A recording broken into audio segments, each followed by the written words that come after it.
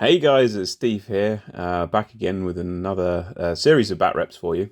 We had a game day a couple of weeks ago, so my memory is going to be pretty patchy for these games, but I'll do my best and I'm going to try and keep them pretty brief. I don't know if I'll split this into 3 videos or just do it in one video. It depends how quickly I can talk, I guess.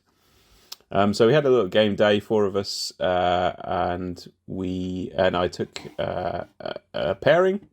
Tried to treat it a little bit like a competitive setup, but honestly, we weren't being super competitive. Although I was trying to win.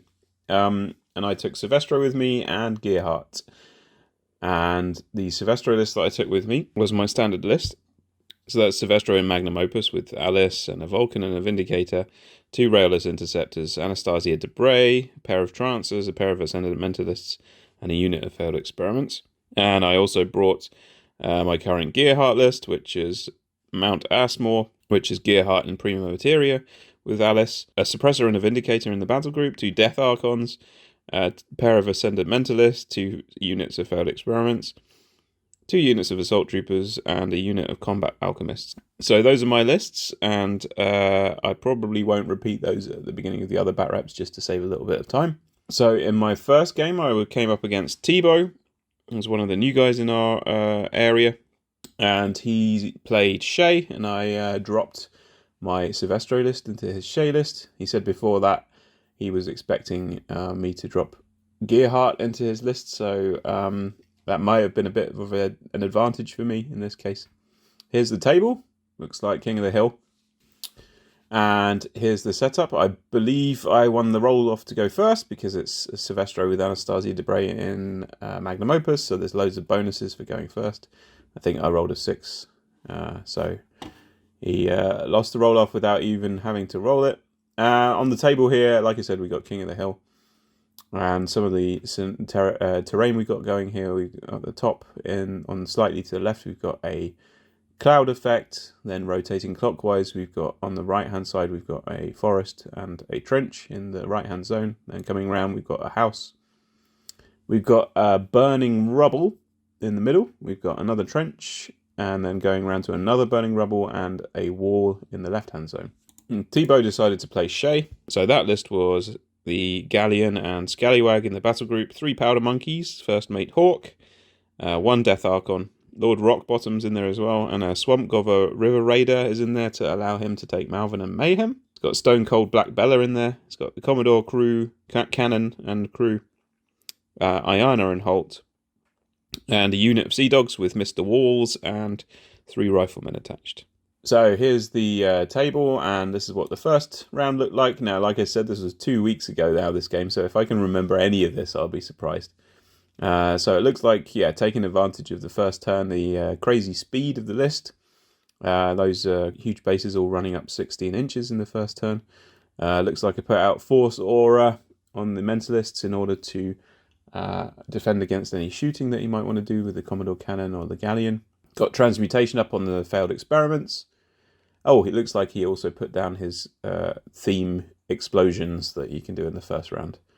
Apart from that, it's just running up. I don't know if I've got Admonition up on anything. No idea. So just projecting as much threat as possible. Got the Trancers up in a threatening position as well. So his first turn looked like this. So yeah, he's crowded into that left-hand zone. He doesn't want to let me overwhelm him on scenario without putting up a fight. So it looks like Malvern and Mayhem are over on the left-hand side with Scallywag. A couple of Powder Monkeys there. And then the middle's occupied by the Galleon. And the Commodore Cannon's hanging out behind that cloud.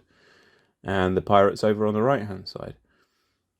And so I was able to do a little bit of damage. Oh, there's a wooden proxy base representing the Death Archon hanging out around behind the Galleon as well.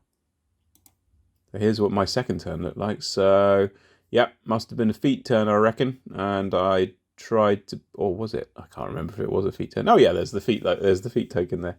So it looks like I just tried to put down as much damage as possible. Looks like the Trancer has done some damage on Scallywag.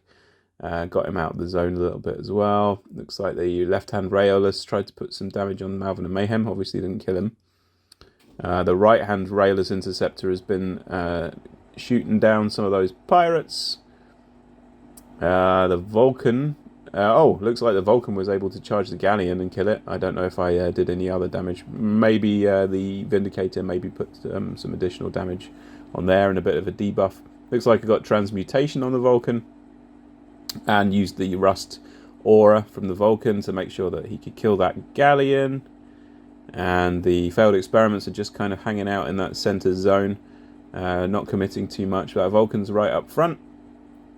I don't know if he's in a position to kill it very easily if the Galleon's gone. And yeah, the right hand railless interceptors cracked on and tucked into those Sea Dogs on the right hand side, and Anastasia Debray ambushed on the right hand side and came in. Now, overall, a pretty devastating alpha from me. I don't know if he was able to recover. The left hand railless is gone, so they must have been able to kill that with Malvin and Mayhem. And got into the zone but didn't kill the Trancer there, so I was able to continue contesting there by the looks of things. The Death Archon and the Powder Monkey have come into the center zone. Looks like they had a hard time getting past the Vulcan and killed one experiment by the looks, maybe. Commodore Cannon presumably put some damage on the Vulcan. Other than that, it looks like a pretty good turn for me. And then we've got, so my turn, it looks like I'm just contesting the left-hand zone. It looks like I put some damage on the objective there with my Ascendant Mentalist. Just occupying that left-hand zone, trying to be difficult to kill. Looks like my failed experiments took out his Death Archon, maybe with some help from the right-hand railless interceptor. Vulcan has crept forward and engaged Shae, or maybe tried to put some effort down on killing him. Or maybe I was able to assassinate Shae? Oh, I think I did some damage but didn't assassinate him. And then the following turn, looks like the Commodore Cannon was able to slam the Vindicator into the house and do some damage there. And he's more or less just moved his Sea Dogs up from the right hand side. I can see Lord Rockbottom in the zone there. Just moved everything up just to try and contest. And it looks like I was able to finish off the game by assassinating Shae. So a fairly straightforward game, I'd say. It's not a good idea to allow Syvestro to alpha your list. If there's anything you can do to possibly avoid that, then that would be a good thing. So I think with Syvestro going first most of the time, I don't know how easy it is for Shae, especially on a scenario like this. I don't know how easy it is for Shae to stand up to that. You certainly don't want to let the Vulcan charge the Galleon. That's bad news. Okay, so we'll have a look at the next game. So the next game I was up against Ben, and it looks like he dropped Jarl into my Syvestro list. Here's the table. And just to go over the terrain, so we've got, starting in the top at 12 o'clock, we've got some rough terrain, maybe some rubble. We've got a forest in the right-hand zone. We've got another house and a trench in the right-hand zone. Then coming around clockwise, we've got some water, followed by a wall down on my side of the table. We've also got what looks like it will be a house, the Stonehenge-looking thing there. And some cloud effect and some water in the left-hand zone. So the Jarl list, he's got the Trollkin Runebearer attached to Jarl. He's got Dire Troll Bomber. He's got Rook, Slag Troll, Valka, Lanissa Rasil. Got one Troll Whelp. We've got Boomhowler the Destroyer, Boomhowler 3. We've got a full unit of champions with Scaldi. And we've got 2 units of bears, and we've got a Swamp Gobber Bellows crew, and we've got 1 unit of the stone with a Northkin Elder attached. So it looks like I won the roll-off again. So I dropped Syvestro. His other list was Madrak3, and as my Gearhart list is a lot of infantry that doesn't necessarily want to be charged by things, especially that ignore tough, then I thought it might be safer to drop in Syvestro in this case. So I've got a little bit of a problem because Syvestro likes to get up there quick, especially when he gets first turn, as I did in this game. And he likes to project that threat forward from basically on the halfway line. Now, the small problem that I've got here is that from this side of the table, I've got 2 houses and I need to try and squeeze all of my huge bases through that gap, and still leave room for my other stuff to be able to work around that, which is a bit tricky.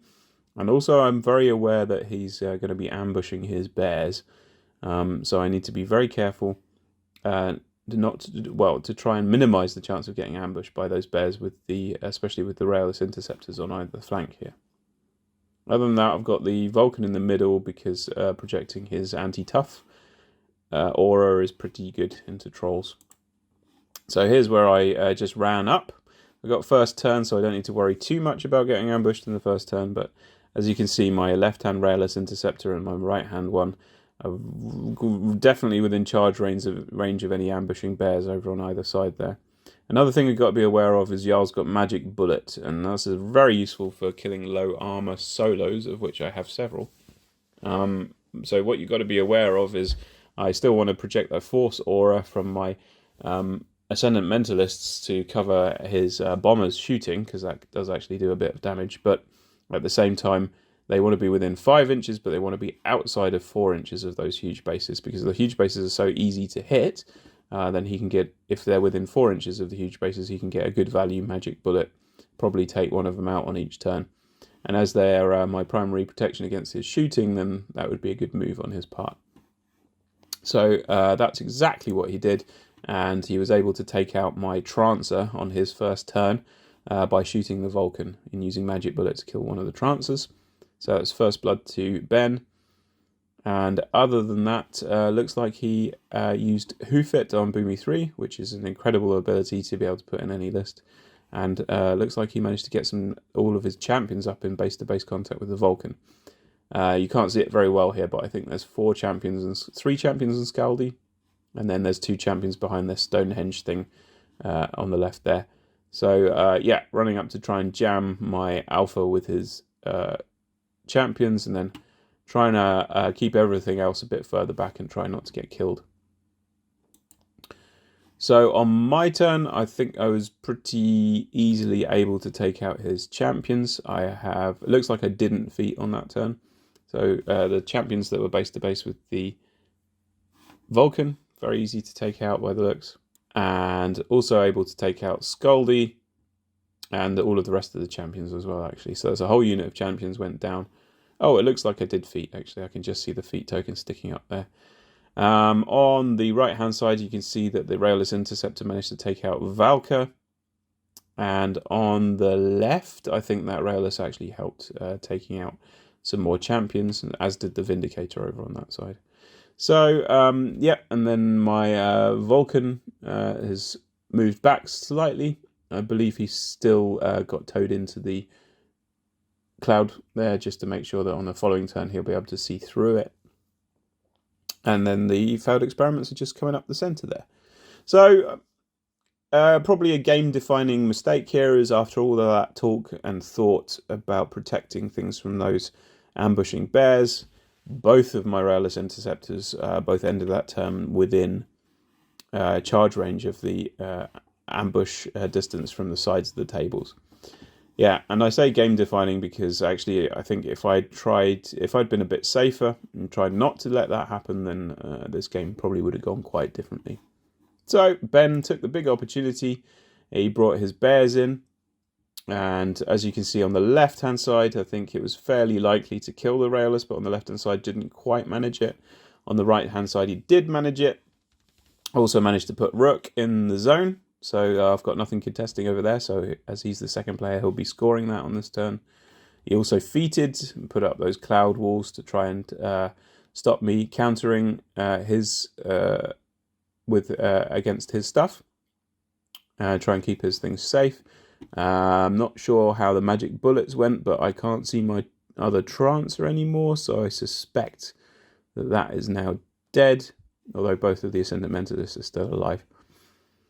So on my turn, slightly panicky now because one of my raillesses is gone, and that makes the whole thing slightly more complicated. So I've brought in.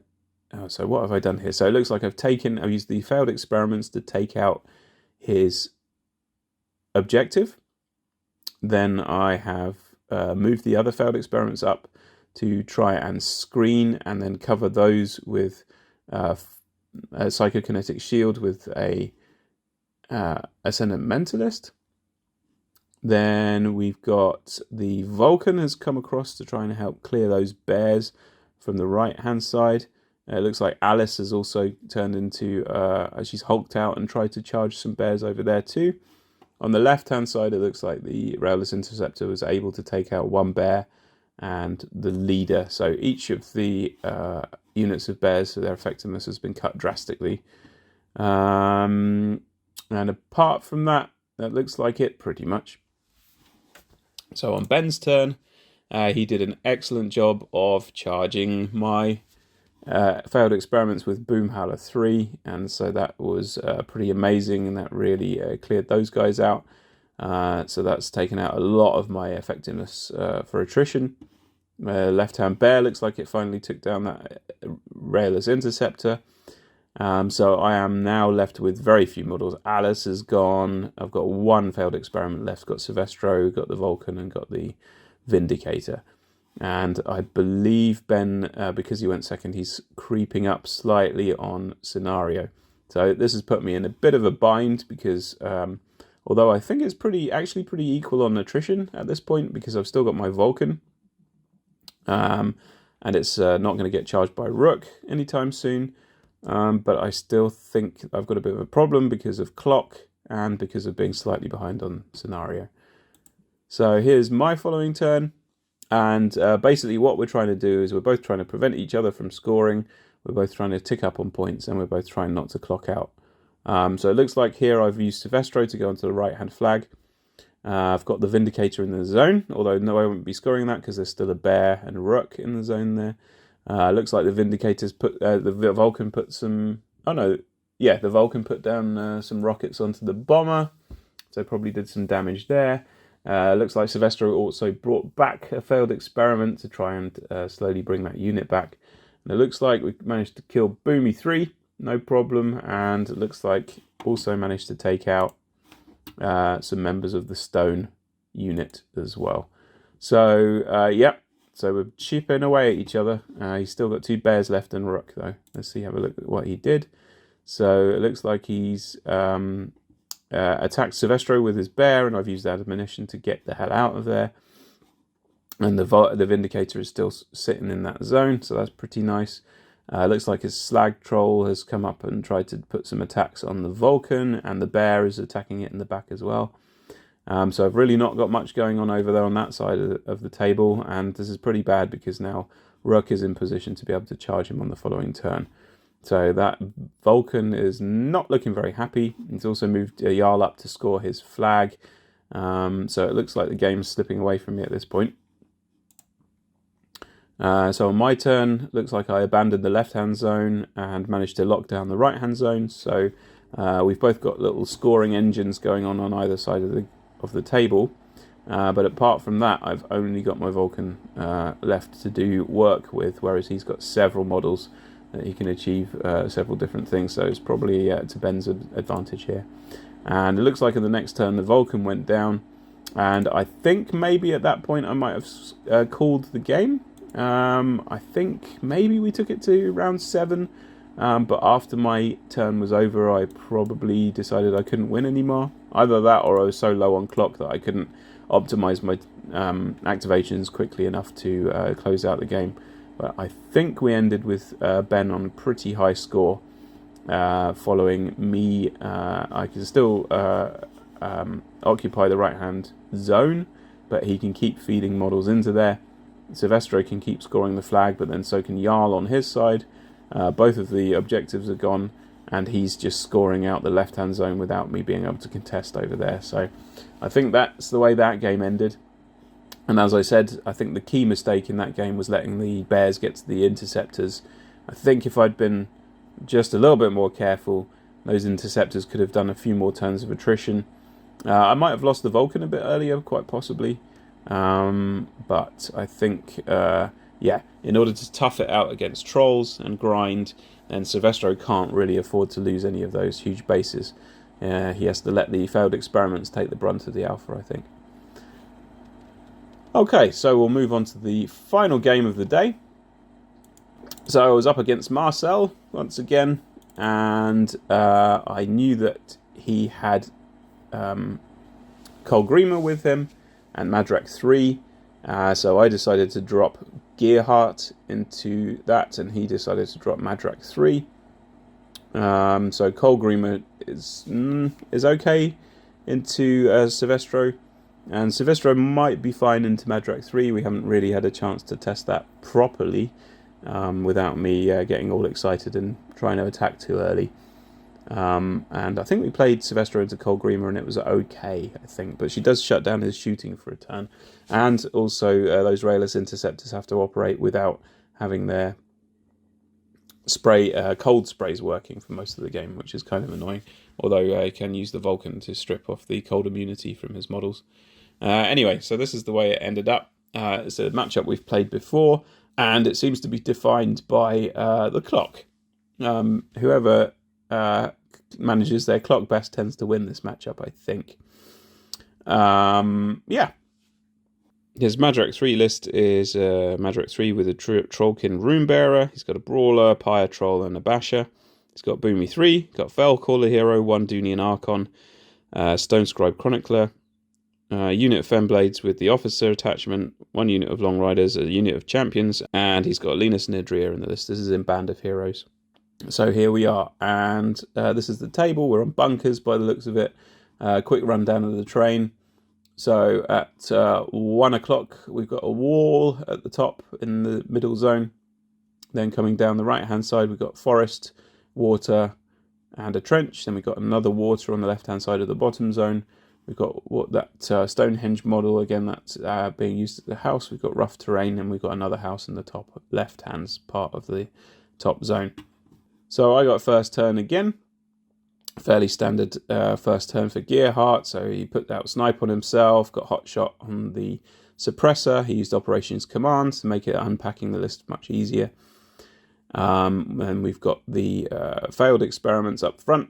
We've got the Assault Troopers behind. We've got both Jacks in the centre with Gearhart. And we've got the Death Archons trying to get as close as possible, but without making themselves too easy to engage. Now I've got the Combat Alchemist right out front to try and screen the Failed Experiments a little bit. I think this is actually a pretty big mistake.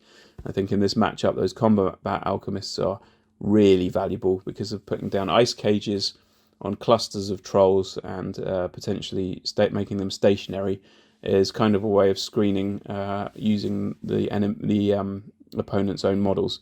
And I think they can do that turn after turn, and I think maybe it's a bit of a waste to let them go up front in this way. So they're outside of charge range, but they are not outside of who-fit range for those long riders, and that's part of the reason why this list is pretty deadly. It's because even if you go up there on your first turn, they can run and engage on their first turn because they're so fast. And that's exactly what he did. So he's got a couple of those long riders up in the center of the board there. Got the Femblades up, feeding a few Femblades into my Failed Experiments, hoping to trigger Vengeance. And yeah, that's pretty much it. Everything else is clustered up behind that. And I believe he feated as well in order to make it difficult for me to do as much damage as I possibly can. So yeah. So I've got a choice. I can try and play into his try and play attrition into his feet, which actually isn't much fun, especially with my sort of small amount of stuff that I can do against tough. The Vindicator shot being an example there, but obviously if he positions his shield guards correctly, then I'll end up putting my Withering Humor on models that don't matter. So what I needed to do was to do as little as possible towards attrition while still trying to switch off his alpha for the following turn. So what I eventually decided to do was I actually left the Femblades alone because I thought they were more dangerous with Vengeance than they were without Vengeance. So I just repositioned the Failed Experiments a little bit to engage the front line of the Femblades.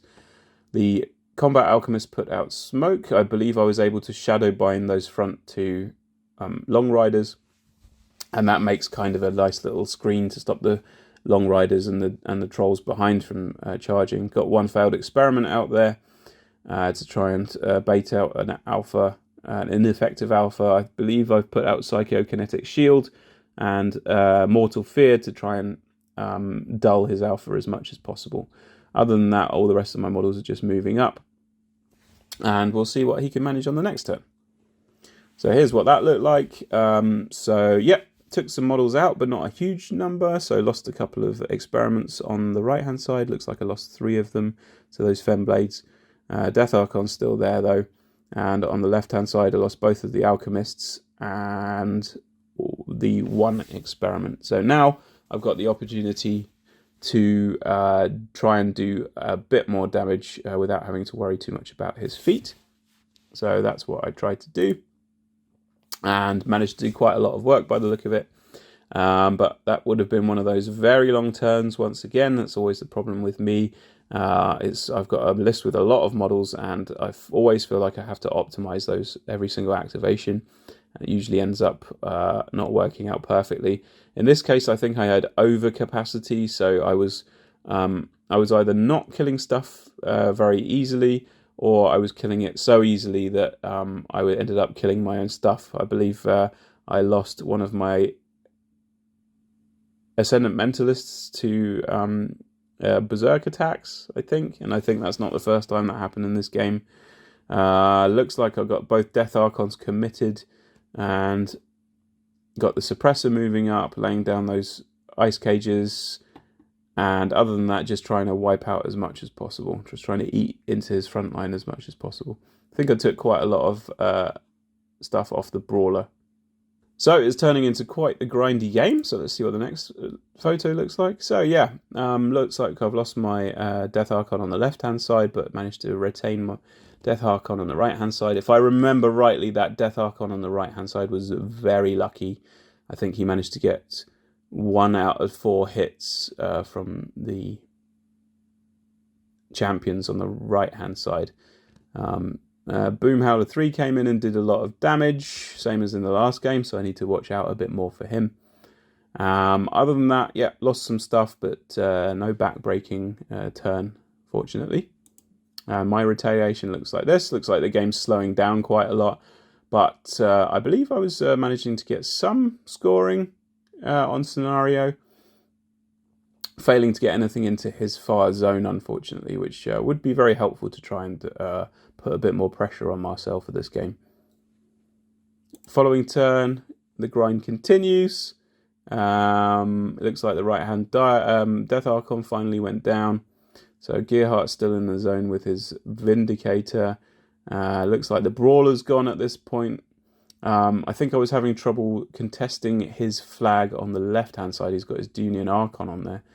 And looks like a couple of those Long Riders were being particularly stubborn. So the game just continued. I've no idea if we got to the 7th turn or not, but it looks like turn after turn. Oh yes, well, it looks like he's managed to get one of his solos over onto the right-hand flag. And if he's keeping me away from the left-hand flag as well, I'm not contesting his zone.